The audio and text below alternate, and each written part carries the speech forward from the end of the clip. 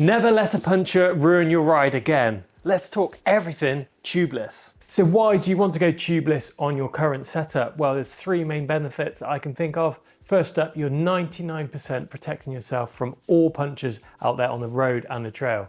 Two, you've got less rotating weight in your wheels, meaning that your bike will go faster with less effort.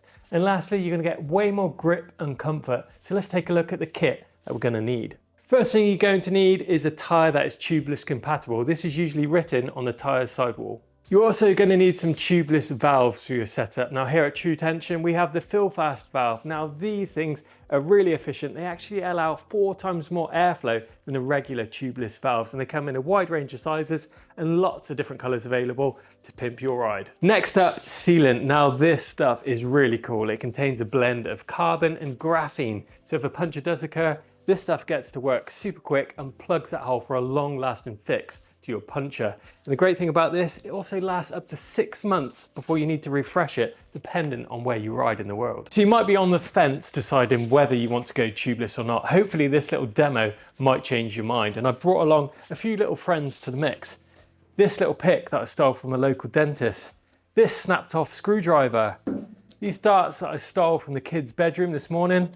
My wife's favorite nail scissors, and a trusty penknife. Right, on to the fun part of the video where I get to attack this tubeless setup with my array of tools that I've brought along with me that are gonna resemble the sort of thing you're gonna find whilst you're out about on the trail or the road. So my attack on this tubeless setup begins with the dentist pick. We then go to a double dart stab, a plunge from the nail scissors, the screwdriver, and then finishing up on the final gash with the penknife. First up, the dentist pick. Now this is equivalent to a small thorn that you might encounter out on the road from those pesky hedge cutters. Let's go. Right, in, fully in. There we go. And I think that's fully sealed already.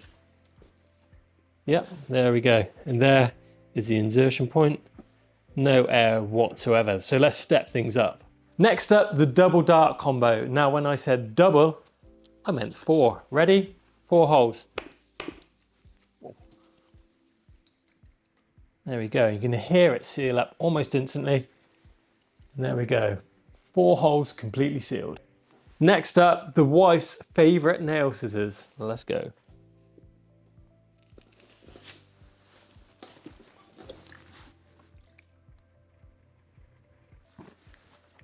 Crazy, another hole completely sealed up. Right, next up, I'm a little bit nervous about Sydney the screwdriver. This is pretty intense, it's pretty girthy. So I'm gonna put this towards the cameraman and give it a quick stab. You ready? 3, 2, 1. Oh. Whoa. We lost a bit of sealant, but that hole, let's get a bit more sealant on it.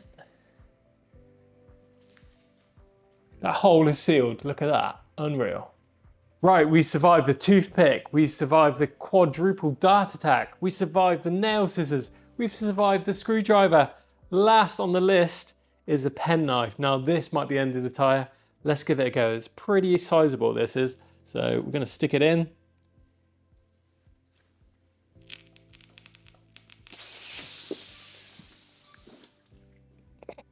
Whoa. I cannot believe that is sealed so quick. That was a full width and insertion of that penknife. Look at that. That's crazy. So the tubeless attack is now over, and as you can see, we have some sealant on the floor, but this tyre still has about 25-30 PSI in it, and it's definitely more than rideable at home. Now, if this doesn't change your mind about tubeless, I don't know what will. But if you want to see more videos like this, make sure you click that subscribe button and drop us some comments down below about whether you're running tubeless or tubes.